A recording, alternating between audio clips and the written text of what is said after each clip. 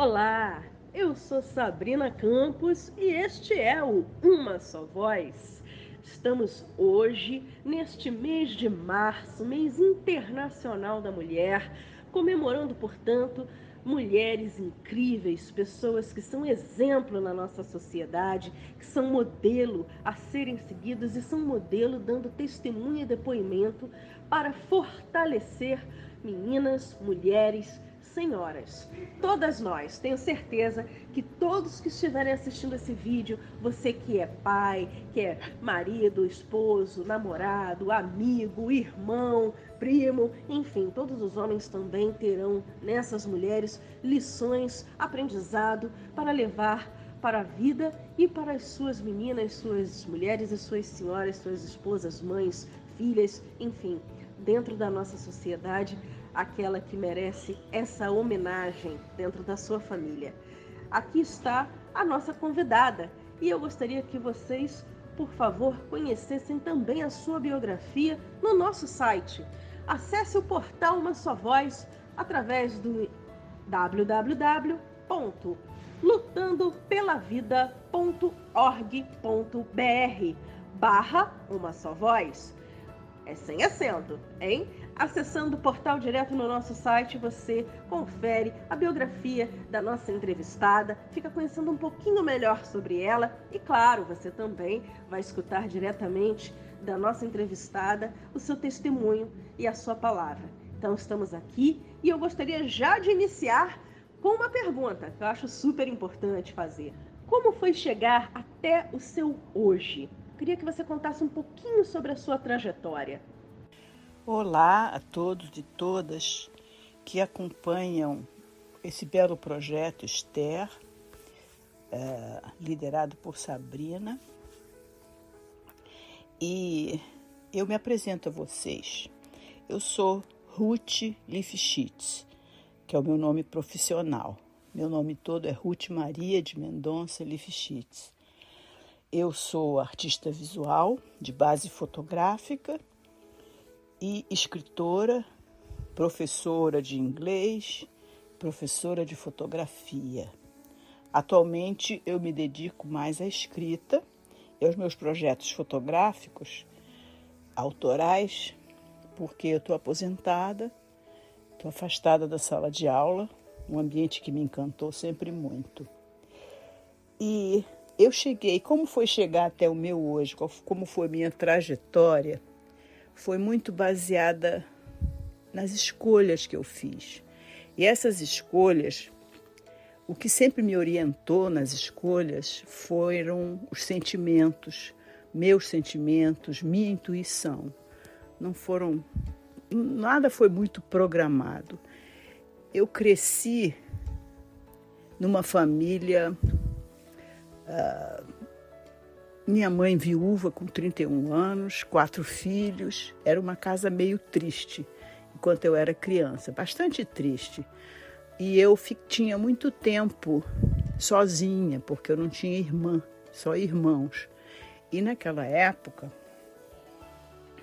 a vigilância com as meninas era muito maior do que com os meninos, né? Então não tinha tanta liberdade quanto eles para sair, ficar lá fora na rua, brincando e tal. Eu brincava assim, mas brincava mais dentro de casa, comigo. Eu aprendi a criar um mundo mais alegre à minha volta com minha imaginação. As histórias que eu inventava, personagens. Eu sou de uma família, minha família materna é de contadores, excelentes contadores de história. Eles contavam muita coisa e eu adorava tudo isso. Superstições, lendas que envolviam a família, de pessoas que viam o futuro, liam cartas sem a carta estar aberta, enfim, grandes peripécias. E isso sempre me incentivou muito, eu gostava muito de ouvir essas histórias. E como eu ficava muito comigo mesma, eu desenhava, logo eu me interessei por desenho e cheguei a desenhar bem e criava meus personagens. Antes dessa fase, eu brincava muito com meu irmão, um ano mais velho que eu. e ele era o papai, eu era a mamãe, a gente ficava naqueles diálogos. Depois isso passou e eu passei a fazer as minhas histórias, desenhando meus personagens, recortando de páginas de revista, ambientes, para criar as cenas. E com isso, eu facilmente adorei a leitura. Quando eu comecei a ler livros e tudo, eram viagens para mim. Eu gostava muito. E tudo alimentava muito as minhas criações, né? E o desenho continuou comigo, era sempre desenho em preto e branco, com grafite. Eu adorava ficar tentando encontrar uns cinzas intermediários, a coisa esfumaçada, ou um contraste forte. E quando eu fui fazer meu curso de desenho industrial, na ESD, da UERJ, no primeiro ano logo tinha uma cadeira fotografia, que era para ser uma ferramenta para o designer, né? Para ilustração de trabalhos. Nossa, eu amei, eu me encantei com a fotografia e aí deixei de desenhar, porque eu vi era com filme analógico e a gente revelava filmes preto e branco, ampliava as fotos e todo aquele processo de laboratório, vendo as imagens surgirem, aquilo me encantou e eu disse, nossa, a quantidade de cinzas que tem, o tom sur tom, aquela coisa fantástica. Eu digo, isso é muito melhor que o meu desenho. Aí eu passei para a fotografia. No começo era um hobby, e aí eu dando aulas de inglês na época, e eu montei meu laboratório em casa e fui desenvolvendo a minha fotografia com cursinhos, desses cursos avulsos que a gente consegue fazer. E meu trabalho de hobby virou um trabalho sério, não profissional de fotografia no sentido de ser fotojornalista ou retratista, ter estúdio, mas não, de fazer meus trabalhos, o que eu queria fazer, o que vinha do meu sentimento. Então, com isso, eu acabei indo para o Parque Lage e mostrei meu trabalho lá e fui convidada para ser professora no Parque Lage numa época em que a fotografia estava tendo uma mudança muito grande, deixando de ser só uma ferramenta, assim, um conjunto de técnicas a serviço de um registro do exterior bem feito, principalmente pensando fotojornalismo, estava passando a ser uma expressão pessoal, assim como um pintor escolhe sua palheta ou pincel ou tinta acrílica ou tinta a óleo, o tipo de tela, ou para fazer seu trabalho, o fotógrafo, sabedor das técnicas, das possibilidades de registro de imagem e da surpresa embutida em processos alternativos, pode fazer também a mesma coisa, escolher o que ele vai selecionar, o que ele vai usar para expressar o que ele quer expressar, os sentimentos. Então, é uma fotografia mais solta, não está subjugada às regras da indústria fotográfica, né? Máquinas com programa, com objetivos assim, assado. Eu fiz muitos trabalhos em que não havia câmera, era papel fotográfico, química, luz e ideias na cabeça.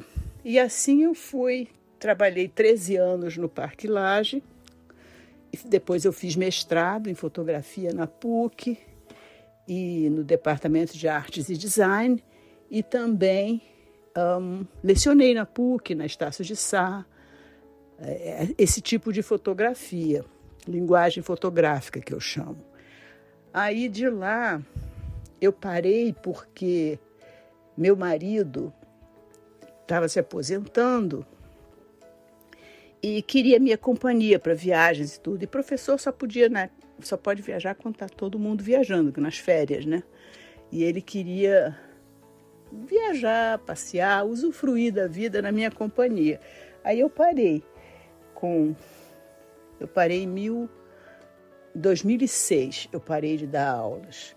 Aí eu fiquei preocupada, digo, meu Deus, o que é que eu vou fazer? Que eu sou muito ativa, assim, curiosa e gosto de ir fazendo descobrindo coisas novas e vivendo o dia a dia ativamente com as coisas que eu gosto de fazer.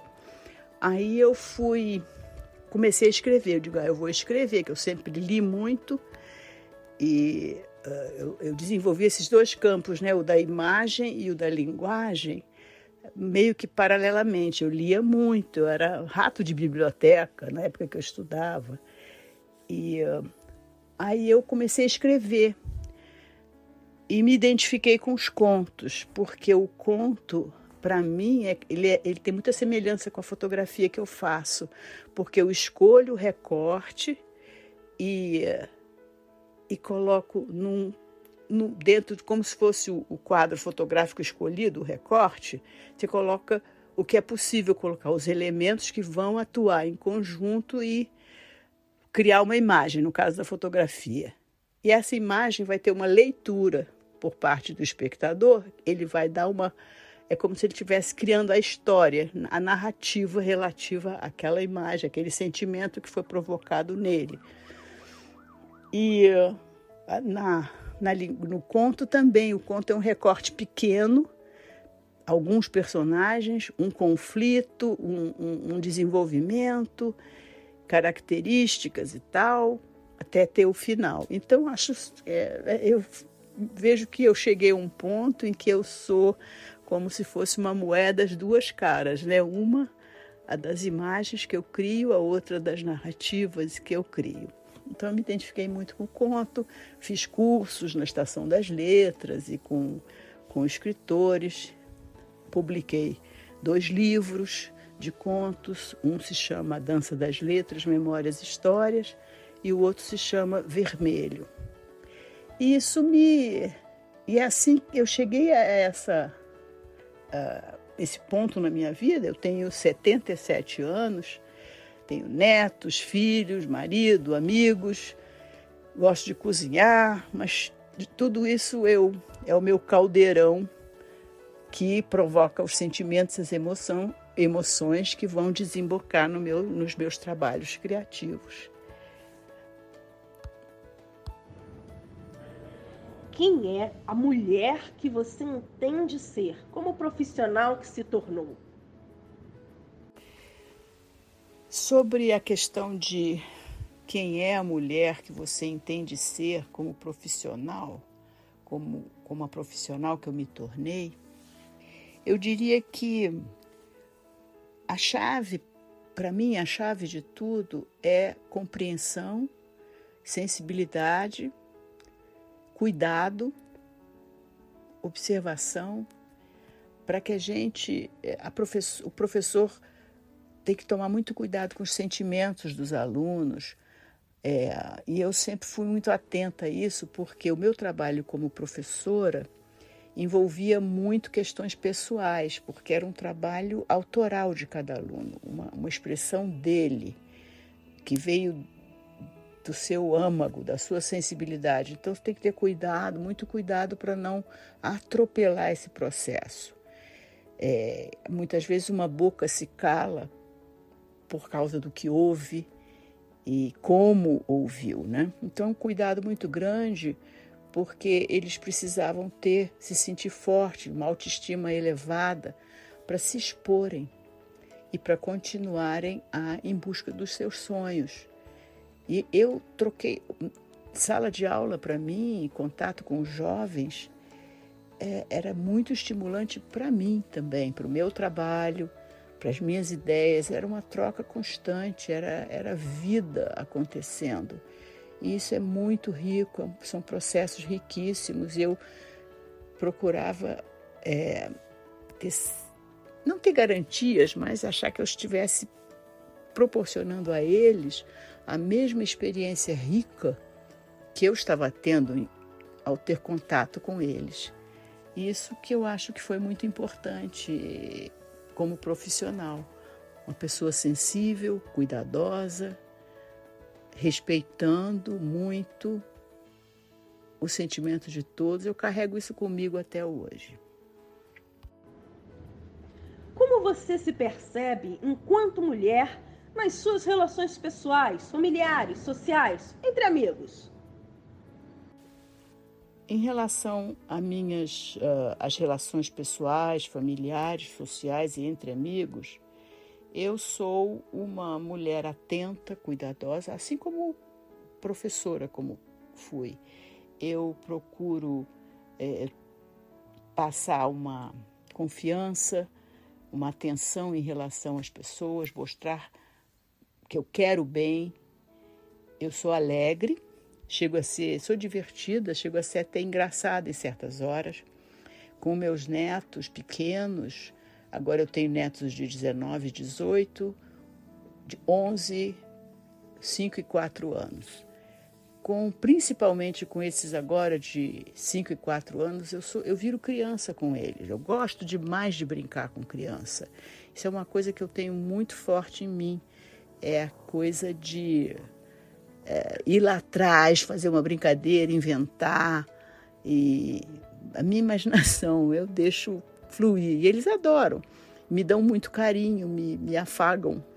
E com meus amigos eu sou compreensiva, eu sou como eu sou, uma pessoa serena, divertida, boa ouvinte, conselheira muitas vezes, baseada na minha experiência. Então, eu sou eu com eles. Agora, por fim, eu gostaria que você acrescentasse ao seu testemunho o que lhe incentiva a prosseguir em seu caminho, a sonhar e a realizar, a conquistar os seus objetivos. Então, o que me incentiva a prosseguir é estar viva e poder fazer dos meus dias de feitos com possibilidade de eu me expressar, de eu atingir pessoas tanto com a minha fotografia autoral quanto com meus contos, né, meus escritos, de chegar a algum lugar. No começo, quando eu comecei a escrever, fotografia eu atuei, expus, nunca tive medo de fazer essas coisas. E com os contos, era a minha voz mesmo ali, né? Também, né, de uma outra forma, no começo eu me satisfazia em botar tudo na gaveta. Mas aí, meus colegas de ateliê, porque nos últimos 13 anos eu fazia parte de um ateliê liderado pela doutora Beatriz Albernaz, doutora em literatura, e ali a produção era muito grande, boa, comentávamos tudo de um e do outro, e eles me incentivaram a publicar o livro. Foi daí que saiu o meu primeiro livro. Eu não pretendia, eu estava satisfeita fazendo. É a minha tendência mais forte, ficar satisfeita fazendo. Essa eu tenho que lutar para superar, expor, né? Então, aí eu fiz, aí saiu o meu primeiro livro, e depois o segundo já foi fruto de uma outra oficina que eu fiz. E assim eu vou perseguindo meus sonhos todos os dias, enchendo minha vida e aproveitando o meu tempo com o que eu gosto de fazer, o que me dá sentido. E estou viva, cada dia é um dia novo para novas oportunidades, aprendizados, contatos, expressão, tudo, assim que eu sou. Eu agradeço a todos que estiveram conosco nessa entrevista, agradeço a nossa entrevistada imensamente E quero lembrar que este mês de março estamos com ênfase, portanto, no projeto Esther do Instituto Lutando pela Vida. O projeto Esther, ele tem como patrona Esther Marques da Cunha, símbolo de caridade, de amor ao próximo e de esperança. Esta é uma ação social do Instituto Lutando pela Vida que assiste a meninas, mulheres, senhoras, e muitas são vítimas de violência.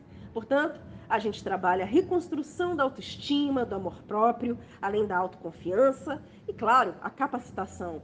Se você quiser saber um pouquinho mais sobre o projeto Esther e principalmente como ajudar, a gente está à disposição no nosso site, nas redes sociais, e eu deixo logo para você também aqui embaixo no vídeo o nosso telefone. Entre em contato conosco e ajude quem você puder, sempre que puder. Muito obrigada. Faça a sua voz ser ouvida. Até mais!